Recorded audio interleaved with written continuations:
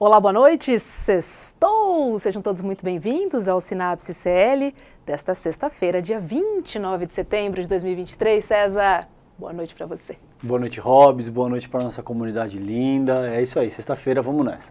Gente, o ICL acabou de fazer uma entrevista exclusiva com o Tony Garcia, né, que acusa o senador Sérgio Moro, e ex-juiz, né, da Lava Jato, de usá-lo para grampear e monitorar juízes, desembargadores e também ministros do STJ, né, que é o Superior Tribunal de Justiça.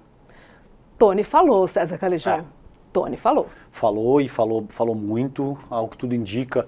Ele tinha documentos que constam nos autos, mas que estavam ali na 13ª Vara de Curitiba. A gente sabe que teve toda essa atuação complicadíssima na Lava Jato, até recentemente, por exemplo, afastando o Eduardo Apio de uma forma bastante arbitrária. E agora isso sobe, acho que na quarta-feira isso subiu para o STF e aí, portanto, o Tony Garcia veio e está contando essa história toda. É estarrecedor. A gente passou agora aqui no ICL, o Tony Garcia falou por cerca de 40 minutos, se eu não me engano, meia hora, 40 minutos, deu detalhes de tudo isso, dessa atuação absolutamente parcial e comprometedora do senador Sérgio Moro e, ao que tudo indica, existe aquela palavrinha que você sabe que eu gosto, materialidade. Materialidade. Porque isso é absolutamente fundamental, né? Veja, muito brevemente, a principal linha de defesa do Sérgio Moro é que o Tony é um criminoso, contumaz, que já teve trânsito em julgado, etc e tal. Agora, a gente já falou isso várias vezes, eu e você, quando a gente estava no N2, inclusive ainda com o Leandro Demori. É óbvio que alguém que está envolvido num processo de delação dessa natureza tem um passado minimamente comprometedor. E isso não importa, porque a delação premiada em si ela não serve de prova, ela serve como um caminho para apontar as provas.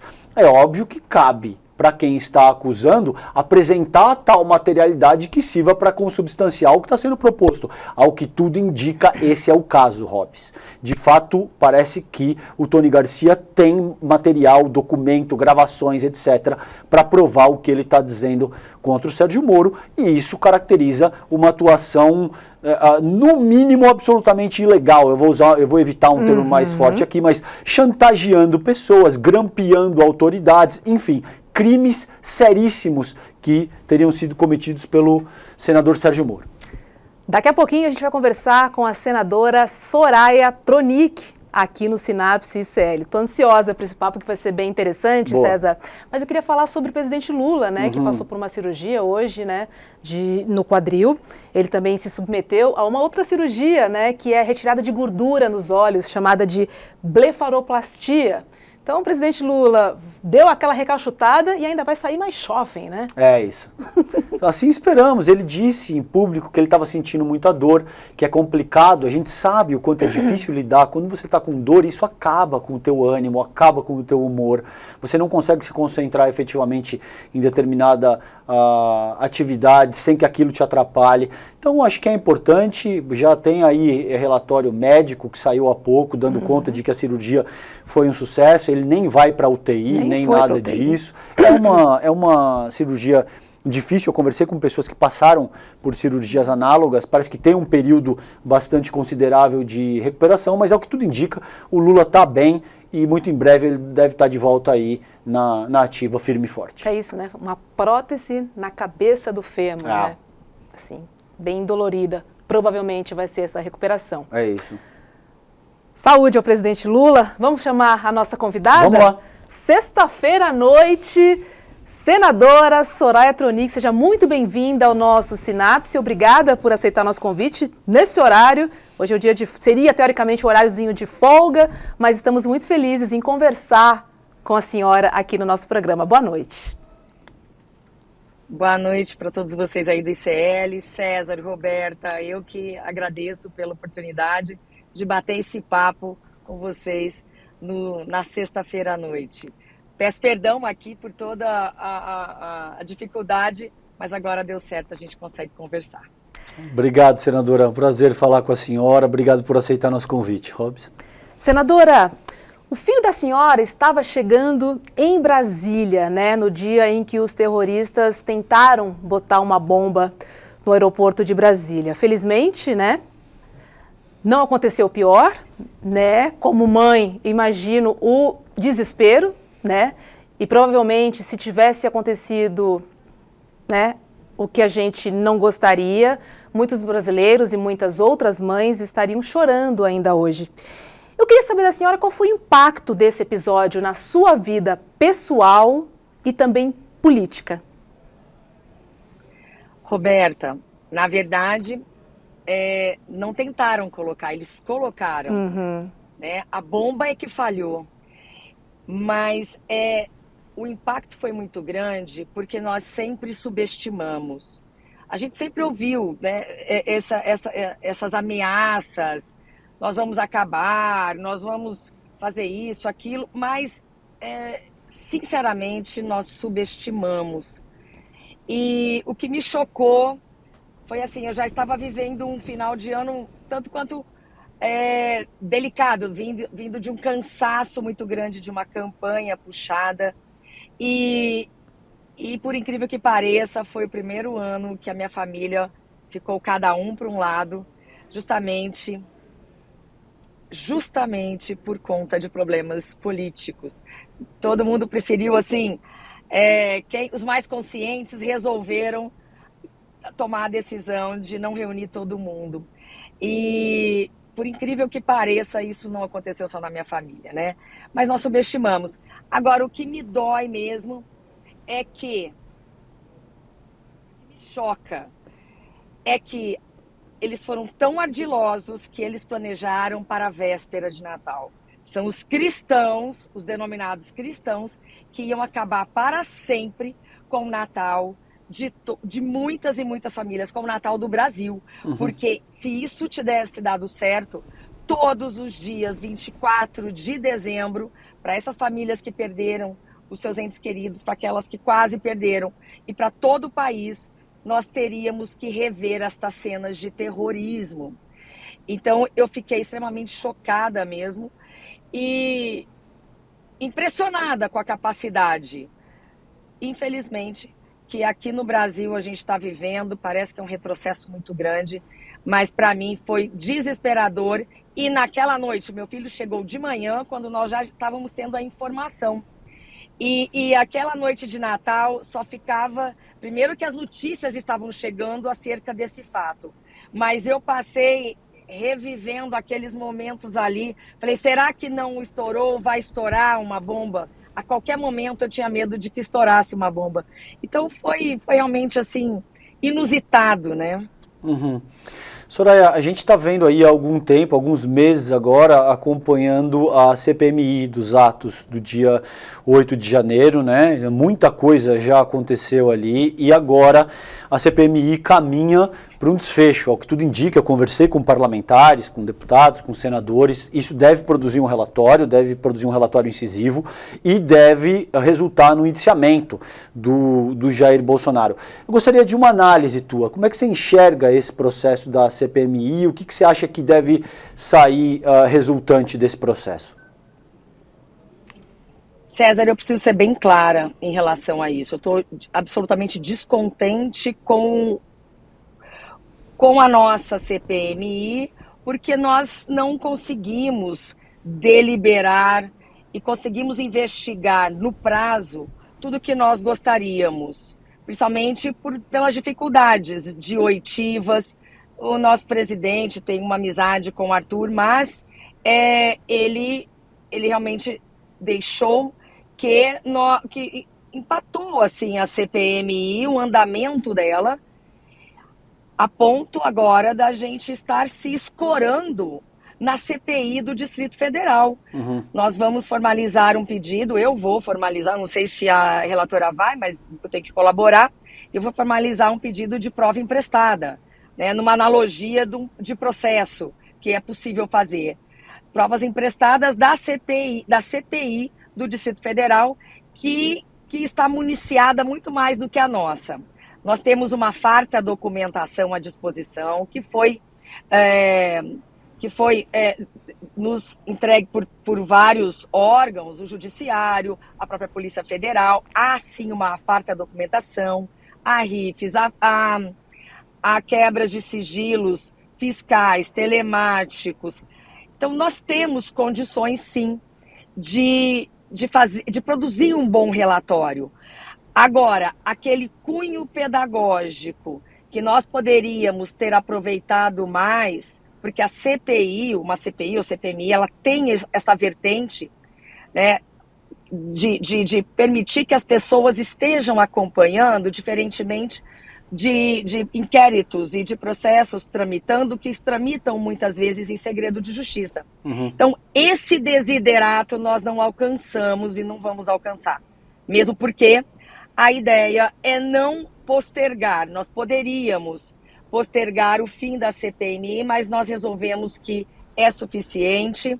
Vamos ouvir apenas 2 ou 3 réus ou testemunhas agora, mas nomes novos, como é o caso do Garnier, que surgiram agora, e até mesmo este general que foi preso hoje, general já não está mais na ativa, está na reserva, mas mesmo assim, são nomes novos que estão surgindo que nós poderíamos ouvi-los.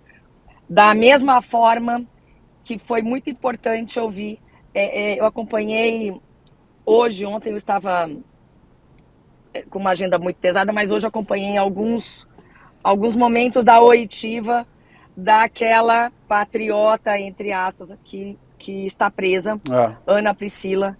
E acho que foi muito, muito importante para as pessoas tomarem consciência da gravidade de se atentar contra o Estado Democrático de Direito.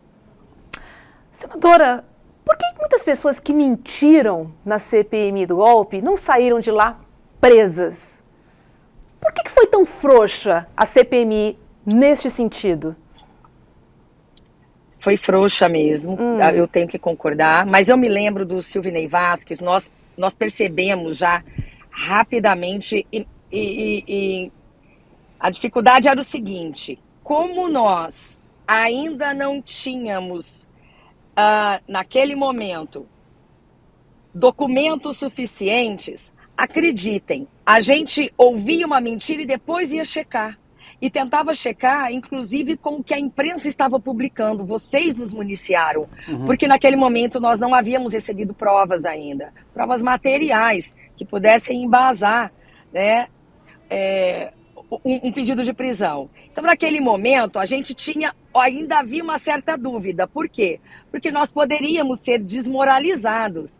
Vai que você dá uma voz de prisão ali e dali a pouco descobre-se que não era, e aí é ruim. Então nós não tínhamos certeza. Por incrível que pareça, muitas mentiras a gente conseguia ter uma prova cabal minutos depois, ou depois da oitiva, depois que você perdeu o timing. Então houve essa dificuldade. Agora que nós pegamos vários deles na mentira, e mesmo que alguns estivessem presos, é possível sim você dar voz de prisão para aquele crime em flagrante ali que ele está fazendo, mesmo ele preso, porque aí ele passa a responder por um outro processo. Se for condenado, aí vai aumentar a prisão, a pena dele, né? Então, mas realmente, depois que nós conseguimos materialidade e documental, por exemplo, nós poderíamos ter feito sim, mas sempre houve aquela ponta de dúvida. Será que eu vou ter apoio dos colegas? Eu posso dar voz, cada um pode, mas dentro do contexto político, a gente corre assim um risco de desmoralização. Senadora, a senhora apoiou o Jair Bolsonaro, o bolsonarismo, durante algum período, e a senhora se posicionou a posteriori contra o bolsonarismo. O que aconteceu quando a senhora percebeu que haveria essa mudança? O que motivou essa mudança? Conta um pouquinho pra gente o que aconteceu que fez a senhora abandonar o bolsonarismo. Posso emendar? A senhora se arrepende? Não me arrependo de nada, porque é isso que traz, assim, é isso que traz a minha história, faz parte da minha história. Por isso que eu nunca apago nada. Eles vivem colocando fotos minhas com o Bolsonaro, quem quer me atacar, fala, nossa, ontem com ele, hoje não. É a minha história, entendeu? E dias atrás, alguém estava falando em oportunismo. E uma pessoa me defendeu dizendo assim, não, a Soraya, se fosse oportunista, naquele momento, ela se manteria fiel, porque não teria coragem suficiente e força suficiente para suportar os ataques que sofreu. E eu sofro ataques desde 2019, porque foi em 2019, logo no começo, que eu percebi. Uma das primeiras coisas que aconteceram foi quando Flávio Bolsonaro ligou, extremamente nervoso e desorientado, assim, ligou para mim, para a senadora Selma, então senadora Selma, e para o Major Olímpio, numa sequência, assim, em que a gente se comunicou também, porque logo que a Selma desligou na cara dele, me ligou para mim. E aí o Flávio já estava me ligando aos berros, mandando que eu retirasse a minha assinatura da CPI da Lava Toga. E aí eu já comecei a ficar com a pulga atrás da orelha. E eu comecei a entender o que estava acontecendo. Naquele momento de COAF, eu comecei a perceber a intervenção na Polícia Federal e todos os inquéritos que estavam, investigações que estavam em andamento por questão da rachadinha, que havia eclodido em dezembro de 18, antes até mesmo da nossa posse, foram paradas e eu comecei a perceber. Depois, comecei a perceber também que não era nada daquilo, que de liberal não tinha nada. Porque, vamos lá, não vamos discutir o mérito da questão, né?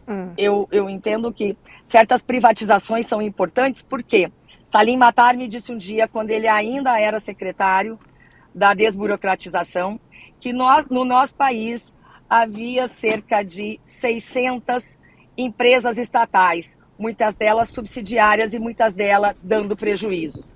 Estas nós deveríamos vender. Essa nós deveríamos tomar uma atitude, né? Ou fazê-la prosperar, ou cuidar de alguma forma. Então, não seria aquela privatização em massa, como foi a Eletrobras, por exemplo. Nós tínhamos muitas empresas que deveriam ter sido privatizadas ou fechadas. Alguma coisa deveria ser feita, porque elas dão prejuízo. E este raio-x nunca foi passado para a população brasileira, um raio-x que me assustou. Aí depois percebi que o combate à corrupção era tudo uma mentira, né, de campanha, e eu acreditei antes. E eu continuo nessa esteira. A senhora foi depois, inocente? Por fim, eu fui ingênua. Inocente não, são coisas diferentes. Fui ingênua. Tá. Fui ingênua, fui sim. E aí depois, agora que eu sei, que a gente sabe mais do que nunca, que de conservador ele não tem nada. Conservador, sim, porque o conservadorismo, para mim, na minha concepção, é o conservadorismo institucional e não o de costumes. Se você é menos Estado, você não tem que se importar com a vida sexual de ninguém. Então ali eu comecei a ver muita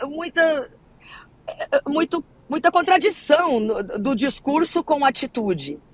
E então ele é um reacionário. E olha, por incrível que pareça, quem foi conservador agora e quem segurou as instituições foi o governo de esquerda. Ele foi conservador na institucional. Então, assim, quando eu percebi que era tudo uma mentira, e quando as pessoas falam, Soraya, você se afastou, você mudou, eu falei, não, eu continuo com as mesmas concepções. Quem nunca foi o que disse ser era Jair Bolsonaro. Então eu até defendo que eles não são pessoas de direita, eles são um bolsonarismo, eles são alguma coisa esquisita. Esquisita não, criminosa. Eles são um movimento reacionário de pessoas que estão à margem, né? À margem, são marginais, à margem da lei. Soraya, mas eu vou insistir nesse ponto porque me é um ponto muito caro. Independentemente do pseudo-liberalismo ou da falácia do combate à corrupção, àquela altura ele já tinha utilizado arroba para falar de negros, ele já tinha dito que o próprio filho, se fosse gay, ele preferiria o próprio filho morto num acidente de carro, e ele já tinha dito que a própria filha nascera mulher porque ele fraquejou no momento da concepção. Esse tipo de coisa não bastava? Não seria o suficiente para que a senhora não o apoiasse? César, ele já tinha dito sim, e eu nunca acreditei, eu não acredito em... eu não posso colocar a mão no fogo por todas as pessoas que estão no meu partido, que estão ao meu lado. Mas era um momento era um momento em que nós começamos a descobrir escândalos e mais escândalos de corrupção, e aí eu tive que sopesar, entendeu? Naquele momento foi a porta que nós encontramos, e eu achava assim que, será que é isso mesmo? Será que é esse mesmo vírgula? Será que aquilo não foi uma brincadeira de mau gosto, uma coisa ou outra? Mas sim, eu me preocupava e eu nunca fui de idolatrar. E eu já comecei a ficar de orelha em pé. E você tem toda a razão, mas eu nunca vou conseguir estar ao lado de vários políticos e vou concordar com todos eles. Não vou. Eu já até abri mão disso e acho que tem que ser assim mesmo, porque a gente não deve idolatrar ninguém, ninguém. Nós não devemos buscar um salvador da pátria e ter essas paixões. Quando eu comecei a querer ter, entrando na política, logo eu vi que eu não é o caminho dessas grandes paixões. Então, que ele tinha defeitos? Tinha, mas eu jamais imaginei que ele seria capaz de ser... Assim, eu acho que nem na imaginação de vocês, das pessoas que já tinham um lado mais crítico em relação a ele, vocês imaginariam que alguém, um chefe de Estado, faria o que ele fez na pandemia. Ele imitar pessoas agonizando. Aquilo tudo que aconteceu na pandemia. Então, em 19, fim de 19, quando eles fizeram o que fizeram com o partido PSL, eu já havia rompido porque eu fiquei no PSL. Né? Eu não fui com aquela turba de parlamentares. Eu não fui, eu fiquei lá do Bivar apanhando, todo mundo apanhando, mas eu sabia o que tinha acontecido lá dentro.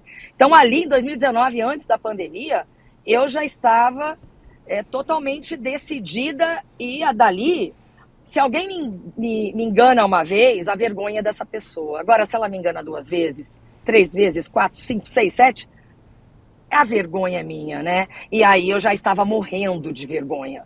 Então, eu não tinha como continuar e apanhei muito, apanhei do gabinete do ódio deles, eu sofri demais, meu estado é um estado bolsonarista, mas eu segurei, e assim será sempre. Eu vou de acordo com o que eu cumpro, né? O que eu combinei na campanha de 18, o que eu preguei na campanha de 18.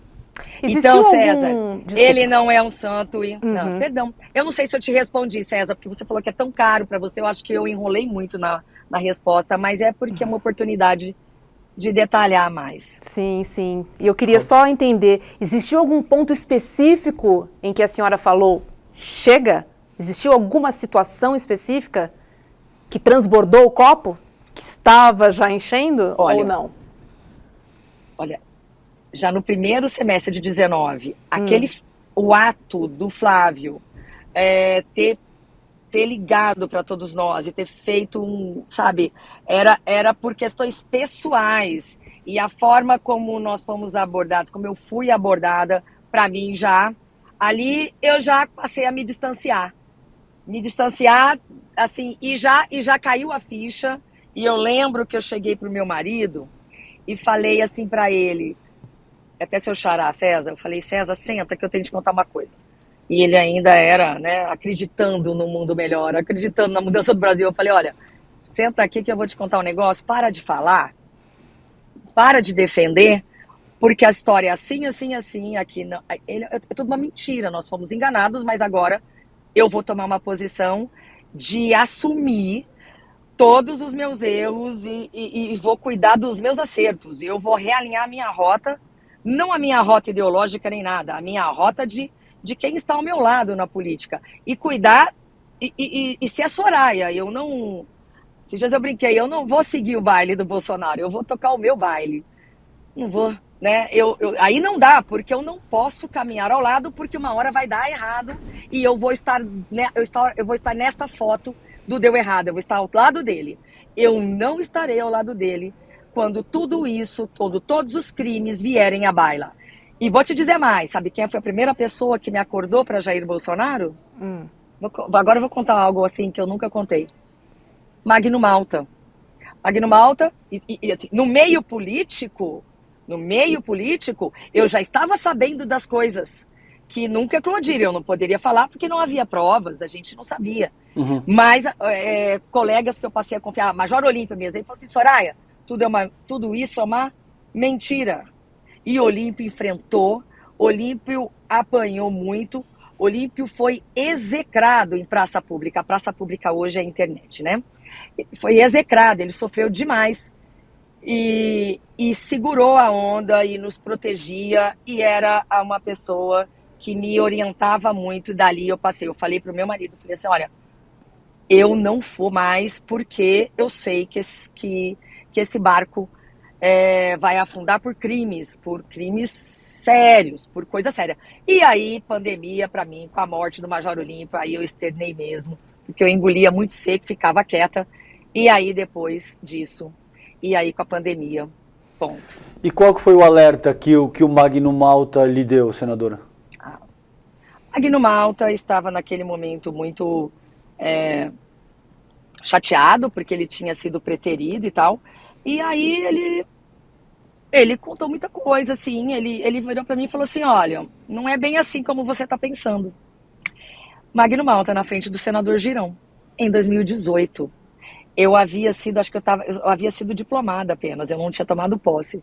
Aí, quando começaram a eclodir a questão lá do Queiroz, das rachadinhas, e eu abri o olho deste tamanho, eu fiquei apavorada. Então, algumas pitadas, porque você não consegue enganar todo mundo, né? Hoje eu tô aqui externando, e aí, tudo bem, enfim, cada um tem o direito de mudar o pensamento, se Magno Malta voltou atrás, nos pensamentos dele, mas dali eu já fiquei alerta.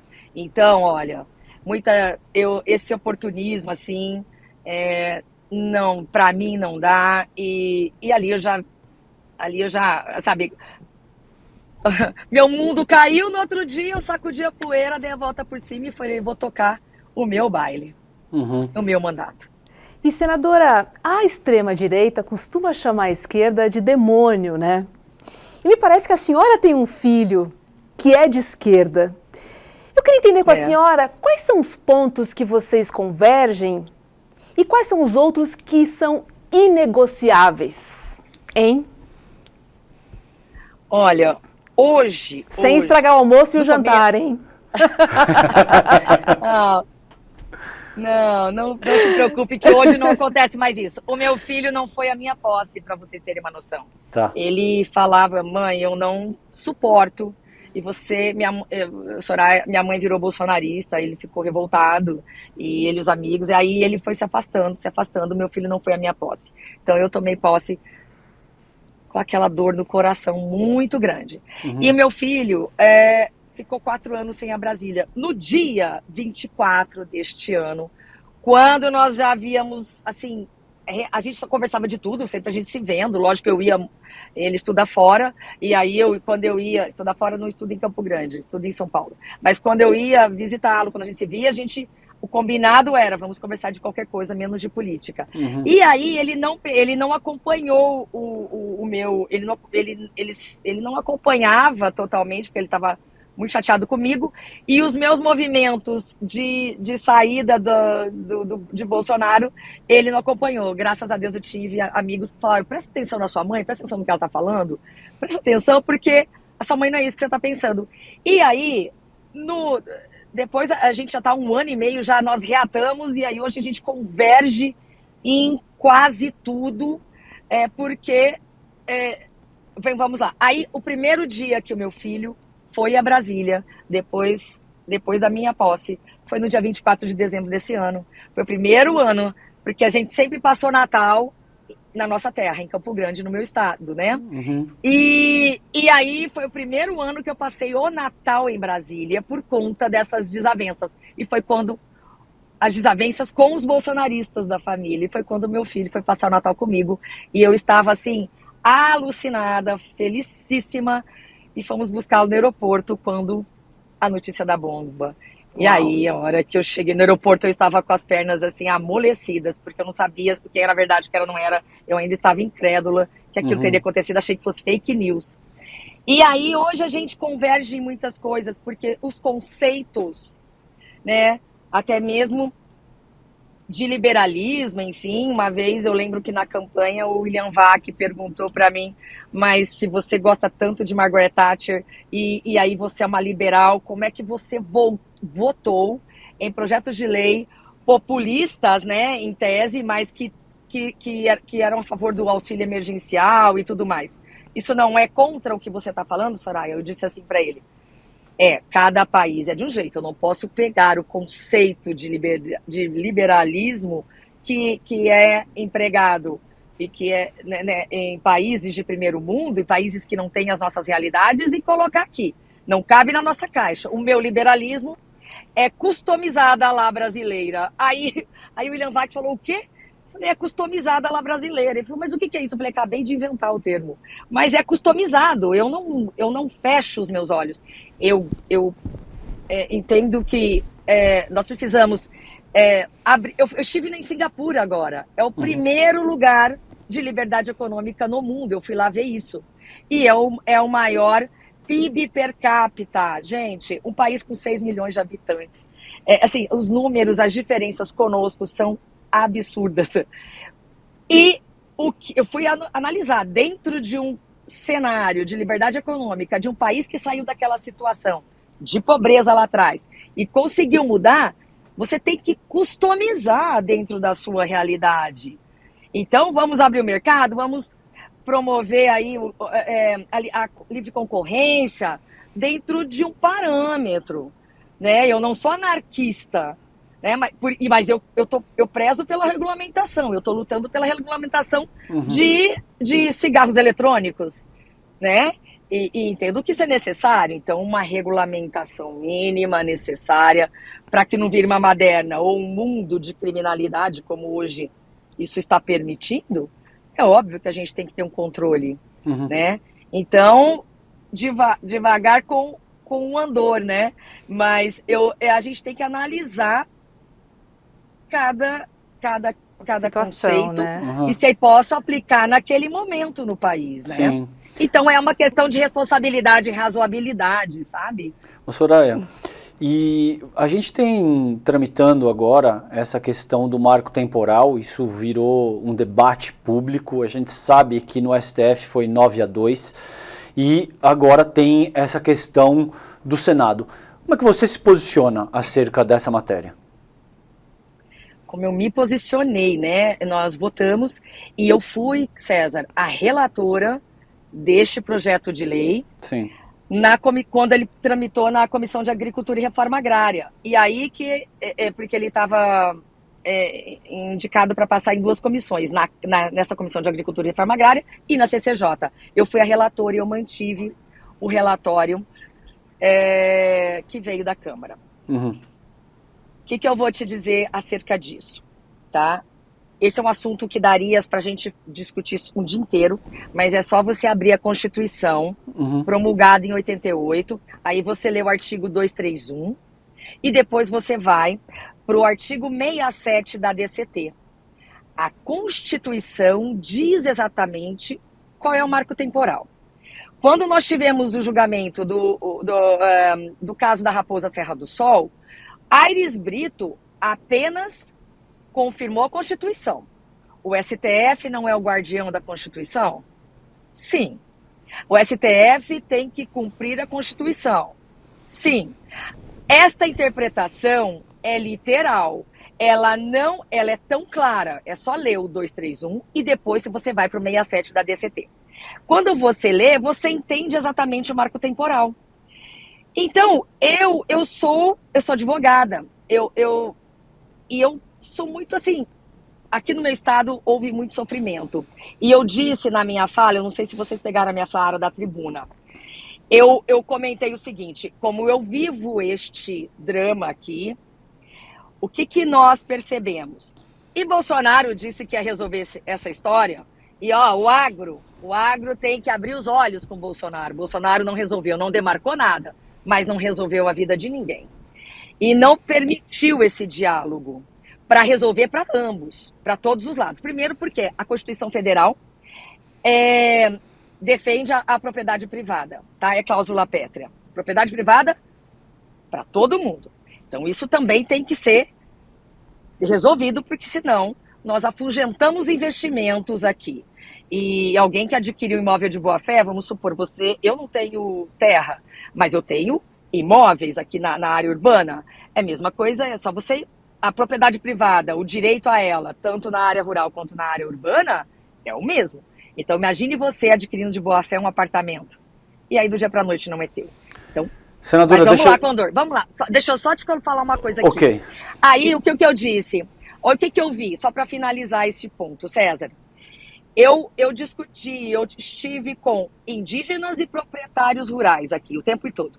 Depois de 16 anos de governo PT, acredite você pensa que os indígenas estavam satisfeitos? Nem indígenas e nem produtores rurais, porque não haviam sido indenizados. Então, nós temos um cenário que mesmo dentro de um governo PT, onde havia a demarcação naquele tempo, os interessados insatisfeitos e proprietários insatisfeitos. Até hoje é isso. O que nós tentamos foi encontrar um caminho. E eu estive com a Sônia Guajajara, ela fez uma defesa técnica maravilhosa e, pasme, a defesa se limitou às questões periféricas deles, porque este projeto, a ele foi acrescentada muita coisa em relação aos indígenas e eles estão insatisfeitos. Então, assim, e há, sim, deste governo, uma sinalização fortíssima para indenizar as terras. Isso partiu do ministro Fávaro. Então, o ambiente está propício. Eu acredito que o presidente Lula vai vetar essas questões que nós não podemos fazer. E quem tem que legislar somos nós. Então, o STF, neste momento, não está defendendo a Constituição, porque a Constituição de 88 diz que o marco temporal é válido. Então, eles estão inovando. Eu vou respeitar, mas quem tem que mudar a Constituição é o Poder Legislativo, né? Ainda mais quando é uma interpretação literal daquela. Mas tá, pode tocar aí, desculpa me delongar. Não, assunto. Imagina. Por isso que eu te falei, esse assunto é tão importante, a gente precisa acabar com essa briga. Sim. E precisa entender o que realmente acontece. Perfeito. Não, até verdade, é a vez da Hobbs, eu só vou tomar emprestado, você faz duas em seguida, perdão. Nenhum. Porque eu quero comentar especificamente, fazer um parênteses com relação a um argumento que a senhora avançou, que é comparar a propriedade privada numa cidade com terras improdutivas, que é o que de fato, por exemplo, são ocupadas. Então, por exemplo, a senhora utilizou esse argumento da insegurança jurídica para dizer que o marco temporal deve ser aprovado no sentido de garantir essa segurança jurídica, o que é absolutamente fundamental, a gente concorda, para o bom funcionamento da nossa república. Não lhe parece inadequado comparar terras improdutivas com propriedades privadas num centro urbano ou propriedades em áreas rurais também, mas que têm um propósito efetivo, que produzem e, portanto, tem um propósito determinado? Olha, a demarcação de terras indígenas não é calcada na função social da propriedade. As terras destinadas à reforma agrária, sim. A demarcação de terras indígenas, não.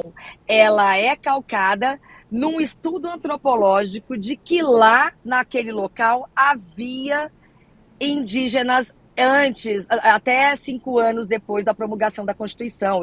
E quando eles provam, dentro de um processo que tramita administrativo na FUNAI, que eles provam que os antecedentes deles estavam lá.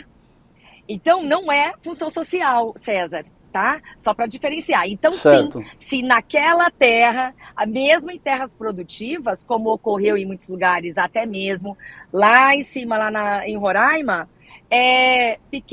agricultores familiares com terras pequenininhas foram retirados das suas áreas. Por conta disso, áreas produtivas, aí que eu estou te dizendo que há diferença. E sim, dá para comparar, por quê? Porque até mesmo dentro de uma área urbana, a função social da propriedade também é exigida, né? E até mesmo quando não tem, somente quando é necessário para fins públicos, né? Existe desapropriação.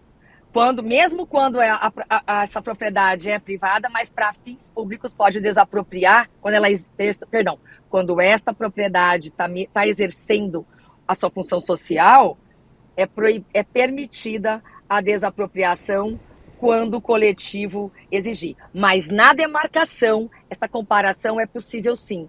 Por quê? Porque se alguém disser que parte da cidade ali antes também era uma aldeia dos ancestrais dessa etnia, por que não?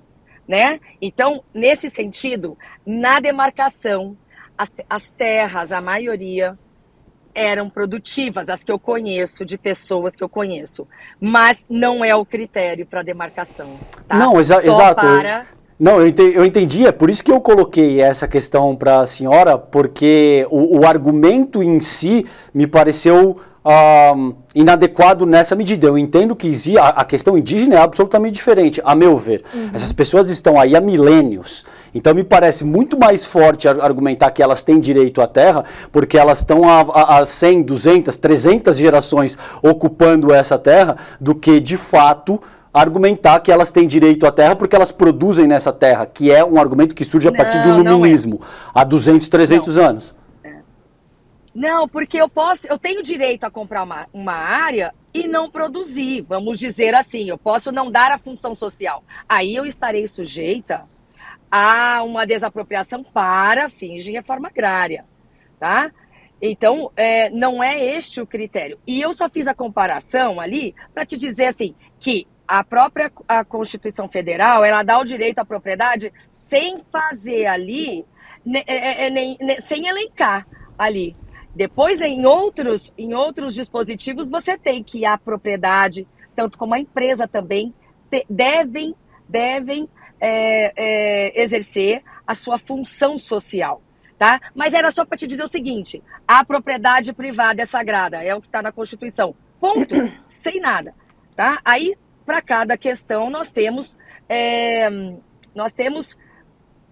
decisões diferentes e legislações diferentes, como é o caso da legislação para a reforma agrária diferente da demarcação de terra indígena.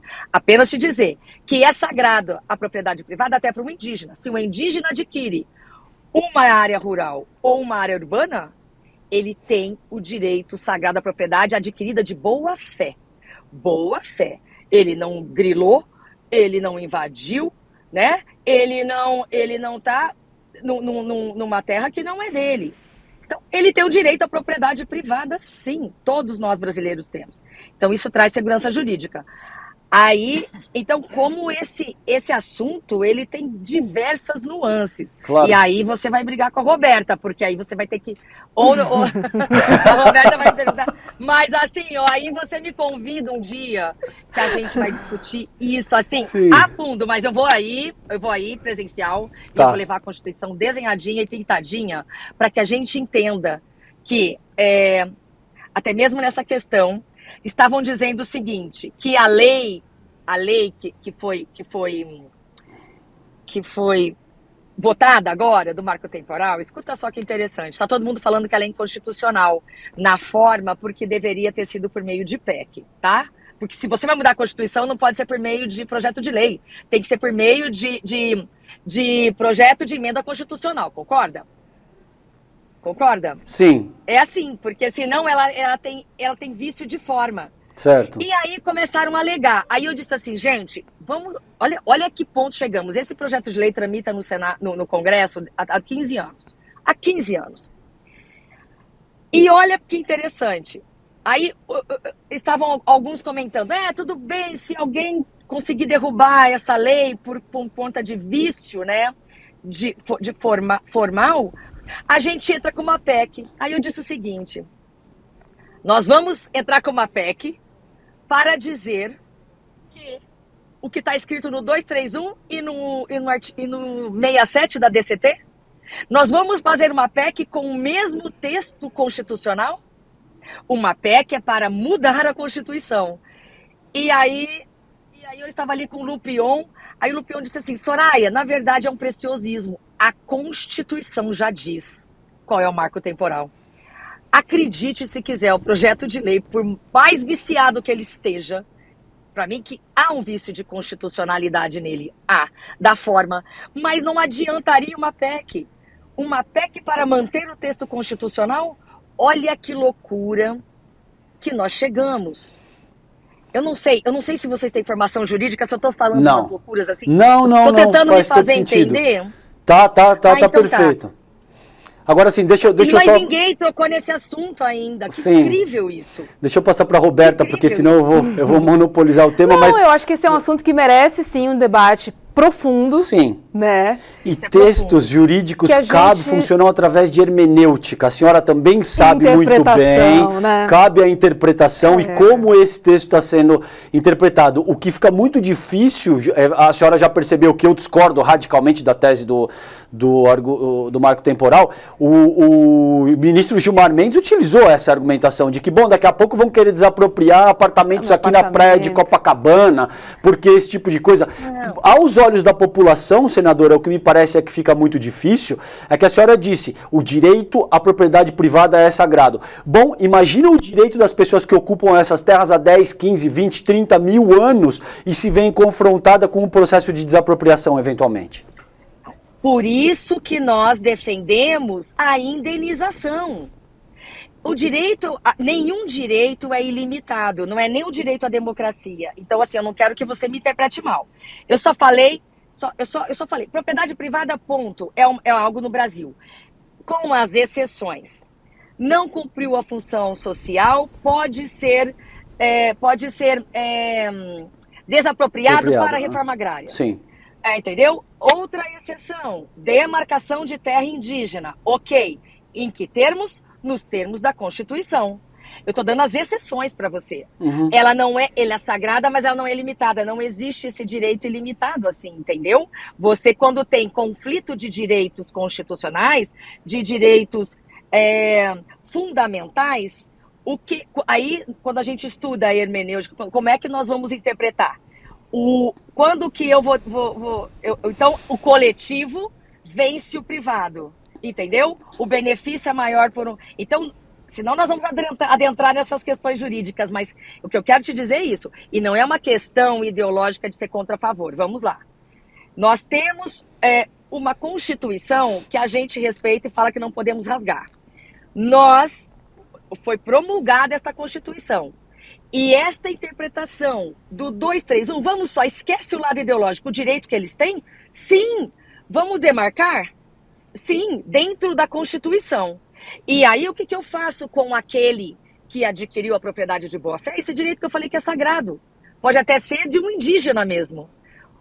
Pode ser de um indígena. Por que não? Indígenas podem ter terras e tem muitos aí que compram terras, não tem problema. Sim, mas a gente sabe que de fato não é o caso. Os grandes latifundiários... Não é o caso. Não é o caso da maioria. O que eu quero te dizer é o seguinte, o que tem que fazer?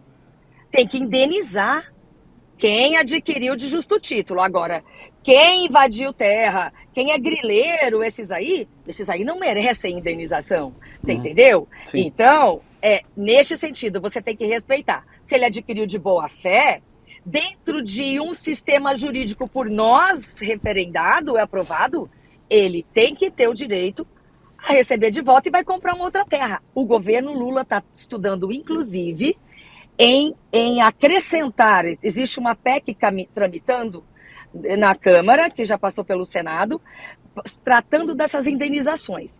Inclusive, há a possibilidade de uma permuta com esta pessoa que adquiriu a terra, que trabalhou como qualquer brasileiro, que pagou seus impostos e que está lá de boa fé. Você indenizar ou propor dentro de terras, inclusive, está sendo estudado, eu não estou falando o que é, tá? Devolutas, por exemplo, porque o Estado tem muita terra também. Mas aquela terra ele não poderia trocar e dar para os indígenas?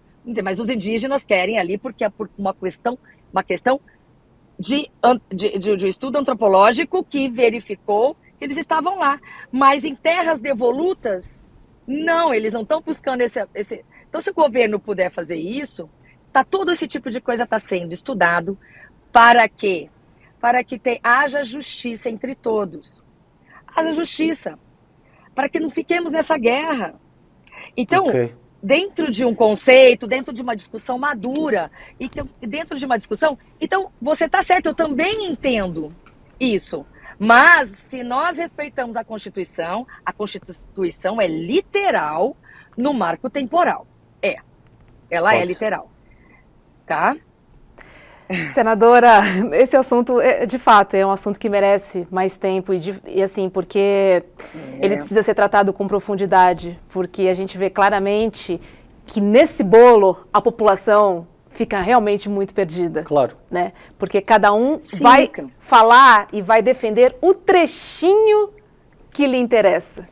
E aí fica muito complicado você traduzir, né, para a população, entender, né, essa guerra, porque é uma guerra por terra, no final das contas, que a gente está falando aqui, né? Então, realmente, assim, é um assunto, a gente pode fazer um sinapse especial, marco temporal aqui. Soraya Tronic. A gente chama. Especial Soraya Tronic. Marco temporal. A questão jurídica é profunda, gente. E não dá pra gente simplesmente trazer no campo ideológico. Tem que entender o porquê. E tá sendo, assim, até inócuo, né? Então, nós estamos vivendo um momento realmente difícil, mas para que a gente possa simplesmente, só possa, assim, ouvir. Mas eu não tô partindo por aquela questão dos nós contra eles, César. Eu tô entrando no termo jurídico e tentando trazer uma solução para todos. Entendeu? Então, é nesse sentido, tá? Olha, de boa fé. É sexta-feira à noite, vou dar uma descontraída aqui no finalzinho do nosso papo. Senadora, a senhora fez as minhas noites mais divertidas nos debates presidenciais. Queria saber, curiosamente, da senhora, se esse perfil é seu, se era algo estudado, planejado, ou assim, era um freestyle e saía na hora. Posso complementar? Juro, era muito difícil. E se a gente não tivesse aqueles momentos de descontração, o que no final das contas achei que foi bom, porque reteve a audiência muito mais do que se fosse aquela coisa morna, foi muito interessante. Agora eu queria saber se essa é a Soraya em casa, essa é a Soraya com o chopinho, com os amigos... É essa mesma pessoa? E deixa eu complementar só, porque é brilhante a pergunta da Robson. Por exemplo, a questão do candidato padre. A senhora fez aquilo de forma deliberada ou aquilo foi algo espontâneo que surgiu naquele momento? Gente, conta. Olha, e hoje aquele dia tá fazendo um ano, né? Por incrível que pareça. Eu abri a internet e eu descobri, porque eu não lembrava. Aquele fatídico, o último debate da Globo, hoje tá fazendo um ano. E eu saí aquilo é a Soraya no modo estresse. E vamos lá, só pra explicar. Assim, eu não seria, eu era candidata a vice-presidente de Luciano Bivar. Eu não era candidata a presidente. Eu entrei segundo Dória, que um dia eu falei pra ele falou, não, você não entrou nos 45 do segundo tempo, você entrou na prorrogação. Eu entrei no susto, depois de insistência do partido, porque a minha família não queria, e assim, eu me dei de cara com aquilo. E a única coisa que eu pedi, assim, pro partido, porque eu cheguei assumindo tudo que já havia sido contratado, assim. Eu falei, eu só quero eu quero escolher, eu quero ter a oportunidade de escolher um outro marqueteiro. Tá? Eu não queria o marketing que estava sendo construído para o Bivar. Não, beleza. E no dia, do dia para a noite, assim, foi me apresentado, todo o contexto, ele ia ser o marqueteiro do Dória, do João Dória, que é o Lula Guimarães, ex-marido da Natuza Neri. Eu conheci ele ali naquele momento, assim, olha, será que vai dar? E aí o Dória não ia mais disputar, e aí o Lula ficou, sabe quando assim, só que juntou a fome com a vontade de comer. Porque eu sou assim, eu não tenho o estereótipo do parlamentar tradicional, daquela pessoa que sabe, o parlamentar advogado, que é o bacharel, que eu procuro traduzir as coisas para uma compreensão daqueles que não entendem às vezes o que eu estou falando, mas tecnicamente, porque eu não entendo nada de medicina. Não estou falando nesse sentido, eu estou falando naquilo que eu sou leiga, eu preciso... Então, eu acho que as pessoas precisam entender, o brasileiro está com dificuldades de conceitos, inclusive do que é de direita, do que é de esquerda, né? Igual eu falei, Bolsonaro não é conservador, e as pessoas não entendem o que eu estou falando. Por quê? Porque o conservadorismo é institucional. Então, conseguiram mudar tantos conceitos. Então, eu não sou uma política tradicional, minha profissão não é essa, considero que eu estou vivendo uma missão aqui, uma hora vai acabar, mas aquilo, vamos voltar lá para a campanha.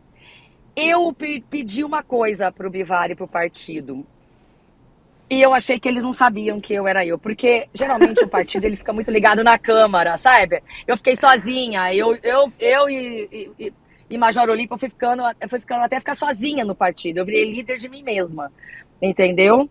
E aí, quando eu falei, ó, só quero uma condição para eu ser candidata. Eu posso ser eu mesma? Não vai vir ninguém me brifar? Se eu quiser bater num candidato ou bater no outro, eu posso? Claro, Soraya, você pode tudo. Só que aí eles se assustaram, porque depois teve gente que quis puxar meu freio de mão. E eu falei, agora não. E eu quis fazer aquilo que eu fiz, entendeu? Só que aquelas tiradas ali, algumas nasceram na hora, outras nasceram antes, sabe em qual hora? O Lula Guimarães foi o marqueteiro do Alckmin também. E a gente começou a estudar nos materiais que vinham até do Alckmin, assim, a gente montou tudo, o Lula já tinha todo um esquema organizado. E a gente estudava, assim, um dia antes, a gente passava o dia cuidando disso. Aí estudava transporte, educação, como é que vai ser o módulo lá, como é que vai ser o sorteio. Só que aí a gente percebeu que ninguém queria discutir projeto. Eu tinha projeto, como eu tenho até hoje. Eu tinha projeto para reforma tributária, tudo. Eu não queria virar um meme, eu não queria virar o Cabo Daciolo da vez, entendeu? Eu queria respeito. Mas simplesmente ali a coisa virou tão esdrúxula, porque a hora que eu olhei para aquele padre, e aí eu fui casar, eu casei na igreja ortodoxa, e eu tenho um padre meu. Eu liguei pro meu padre, falei, padre, quem é esse padre? E aí já tinha vazado alguma coisa, uma foto dele de festa junina, eu acho que foi a Bela Megali que mandou pra alguém, aí eu falei, mas ele não é, ao invés de levar um documento, de começar, eu falei, o senhor é um padre de festa junina, porque eu perguntei pra ele, se ele fosse padre mesmo, gente, eu queria levar aquilo pra Bolsonaro, quantas extremunções o senhor deu na pandemia? Aí ele não sabia falar, porque ele não deu extremunção, porque ele não é padre, gente. Claro. E olha, vamos lá, dias atrás, encontrei um correligionário dele num evento, a pessoa fez uma ligação para ele de vídeo, e aí a pessoa pegou e virou o vídeo para mim. Olha, padre, do lado de quem eu estou. Aí a primeira vez que eu me dei de cara com o padre. E eu tinha acabado de sair do hospital, eu fiquei internada, eu fiquei na UTI 14 dias esse ano. E eu acho que foi tudo, gente, de verdade, somatização, assim, foi ressaca de campanha. E aí o padre, oi, como está, senadora? A senhora está bem? Estou. A senhora está bem de saúde? Eu vi que a senhora esteve internada. Eu falei, não, agora eu estou melhorando e tal. Aí ele falou, eu rezei muito para a senhora. Eu falei, padre, que bom. Ainda bem que o senhor não me deu uma extremunção, né, padre? Eu não morri. Ah, não, minha filha. Eu falei, mas não ia valer, padre. O senhor não tem credencial. Aí ele falou, o que é isso? Eu falei, não ia valer, padre, dá bem, imagina, mas a emoção do senhor, tô viva, né, tô viva. Então, assim, É porque é tão caótico esse país, e assim, e eu tava nervosa mesmo, sabe? No primeiro dia eu virei meme porque eu piscava, e eu usava lente de contato, eu tô operada agora. Operei e não mais. Então eu tava sem meus colírios, e aí eu tava nervosa também, e aí eu pisquei. Aquela da onça, não sei, como é que surgiam algumas delas, tá? No fim de noite, quando a gente já tinha terminado quando a gente tava trabalhando assim, e aí o Lula Guimarães falou, vamos parar, vamos pedir uma comida, vamos abrir um vinho. Quando a gente relaxava e quando a gente começava a brincar, quando a gente começava tipo assim, ó, já estudamos, acabou, fecha o caderno, agora é só relaxar e amanhã você tá pronta. E a gente começava a tirar sarro, entendeu? E falar, e aí, o que aconteceu? E aí, se fulano falar isso? E aquele que eu falei surgiu um dia antes. Eu falei pro Dória, o que é Dória? Dória não. O que é Dávila? Dávila. O Dávila estava ao meu lado, e aí eu sempre ficava para trás, ninguém queria perguntar para mim, né? E quem sobrava era eu e o Dávila. E aí, pergunta, Soraya, vai cair com o Dávila? Qualquer um que cair. Aí eu brinquei, falei, eu vou falar o que é? Não reajusta a merenda escolar, mas gasta milhões com leite condensado. Aí o Lula Guimarães olhou para mim e falou, você vai falar isso? Eu falei, não, Lula, você vai falar. Você vai falar. E aí eu falo, não vou falar. Aí o meu marido falava, Lula, não dá ideia pra ela, que ela não tem juízo. Ela vai entrar nessa. E o Lula falava, e aí eu falei, Lula, você vai ter que me reconciliar com a minha família, porque meu marido tá uma fera, porque eu ia e falava. Eu fazia o que o Lula falava e eu não fazia o que meu marido falava. Então, assim, muitas aconteceram ali. O padre de festa junina foi dali, dessa foto, e quem falou foi o jornalista Renato. Eu vou dar o crédito para ele no outro dia, só que aí o difícil era encaixar o negócio, né? E aí eu falei, mas eu jamais imaginei. E um detalhe interessante, tava toda a imprensa ali e os jornalistas, né? No local, eu não sei se vocês estavam naquele dia. E aí chegou, os jornalistas começaram a me contar os bastidores ali do jornalismo. E que os jornalistas do exterior, quando todo mundo começou a rir, os jornalistas que vinham de fora, ou que estavam aqui, que são, como é que fala? Correspondentes. Os correspondentes perguntavam assim, do que é que vocês estão rindo? Aí eles falaram, a gente não consegue traduzir, e riam, assim, porque ninguém conseguia, por mais que traduzissem, né? Olha, chegaram a falar redneck priest. Redneck é uma pessoa que é caipira, e não batia, né? Não rola da mesma forma. E aí, só sei que eles desistiram de traduzir essas coisas e falavam, olha, o Brasil tá impossível, gente. A gente não consegue transmitir. Maravilhoso. São os bastidores, né? São bons. Tem muita coisa para contar. Me chama de novo, então.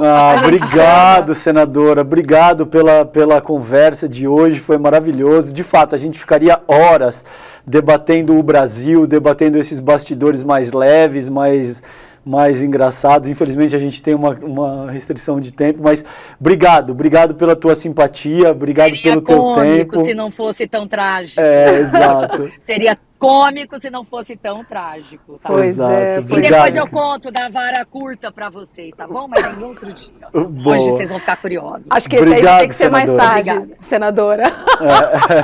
Não tem nada de errado, Roberta.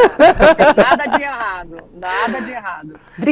Obrigada, senadora. Agora sim, boa taça de vinho para a senhora. Obrigada. Muito obrigada. E bom trabalho aí em Brasília, porque os meninos, os machões, não deixam as mulheres falarem, assim.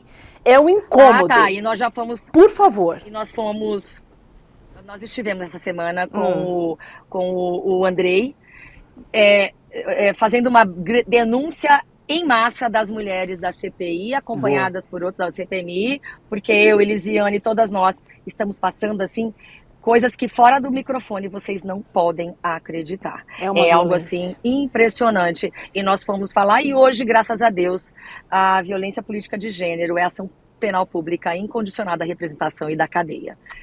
Tá certo. Como a senhora mesmo diz, né? 4 paredes é tudo gatinho. Um beijo, querida. Obrigado, Soraya. Tchau. Um abraço, tchau. Tchau.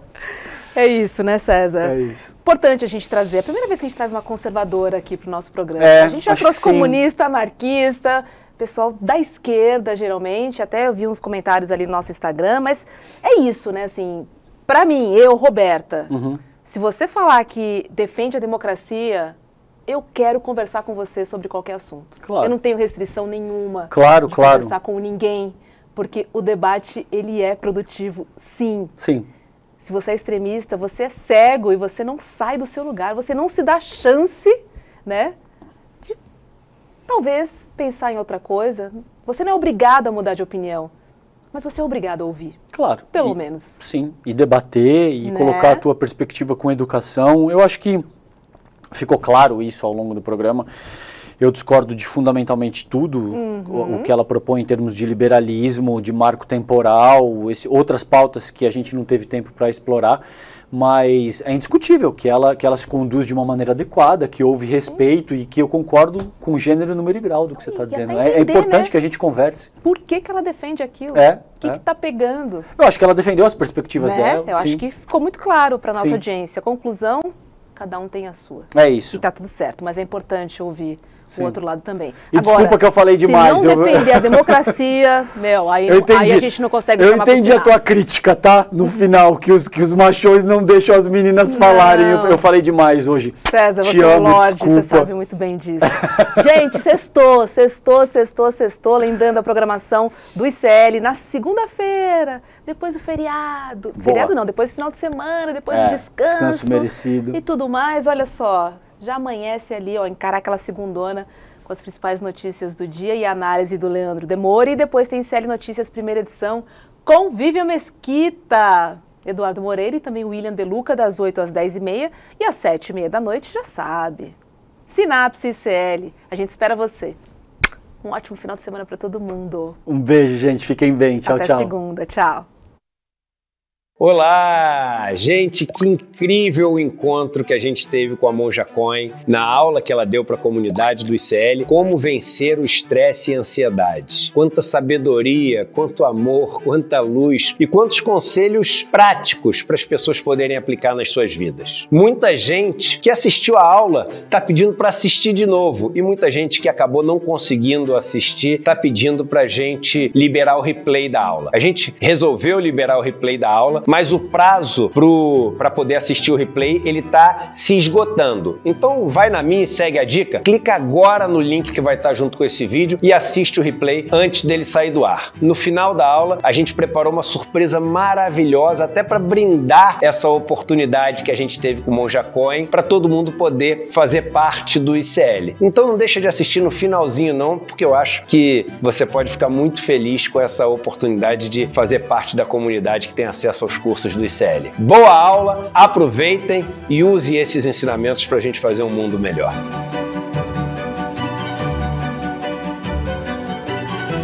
Oi, gente, tudo bem com vocês? A gente veio hoje contar um pouquinho sobre o curso de saúde mental e cuidado que o Instituto Conhecimento Liberta está oferecendo. O curso é comigo, Bia. E comigo, Renan. Nós somos psicólogos, professores, trabalhamos com formação e com cuidado em saúde mental e a gente quer propor para vocês uma discussão bastante crítica e necessária sobre o campo da saúde mental. Nesse curso da gente, que faz parte dos mais de 200 cursos do Instituto Conhecimento Liberta, a gente vai pensar sobre as questões da saúde mental, para além da loucura, para além do adoecimento, para além da psicopatologia, pensando questões como direitos humanos, gênero, raça, classe, sexualidade. Então, venham juntos e juntas discutir com a gente. Olá, eu sou a professora Carolina Casarim, do curso Moda e Modernismo no Brasil, e nas nossas aulas você vai aprender um pouco sobre a história do modernismo no Brasil, a história da moda, as relações entre moda e modernismo e a importância da aparência não só para o modernismo, mas para a gente de maneira geral no nosso dia a dia. Por que é importante a gente entender sobre a história das roupas? Por que é importante a gente ter consciência do valor político que a aparência tem e que os nossos modos de vestir têm? Mas além disso, você vai aprender muito mais. Te espero lá!